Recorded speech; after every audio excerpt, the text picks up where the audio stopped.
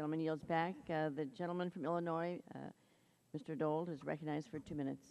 Thank you, Madam Chairwoman. I certainly want to take this opportunity to thank the witnesses for their time, their effort, and their participation, and I look forward to hearing from each and every one of you.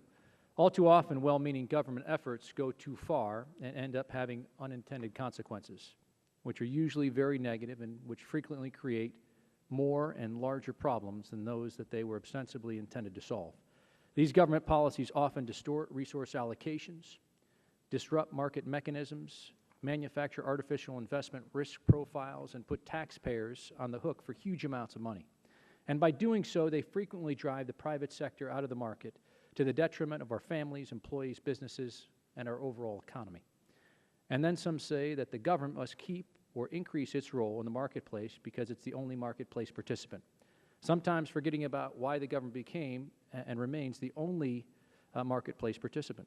We've seen these results in the housing market, which is one of our most heavily regulated economic activities. Right now, the government-sponsored entities have more than 90% of the mortgage market, and it's not surprising that the private sector capital can't compete with this kind of political force that drives out private sector capital and misallocates resources, and that also puts taxpayers at potential risk for hundreds of billions of dollars in potential liabilities, all with, I would argue, little accountability. Fortunately, I think we have reached a consensus in this country that we must return to a more stable mortgage market with far less potential taxpayer exposure and with far greater private sector participation. I understand that the administration and members of Congress on both sides of the aisle agree that we must move quickly towards this important objective.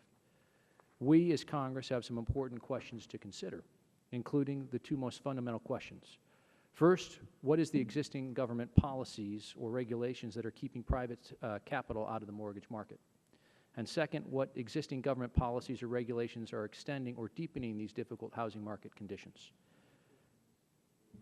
I just want to, I agree with the administration that the government must not be a barrier to the housing market recovery, and look forward to hearing from each and every one of you. Madam Chairwoman, thank you for the time. The gentleman's time has expired, and now I would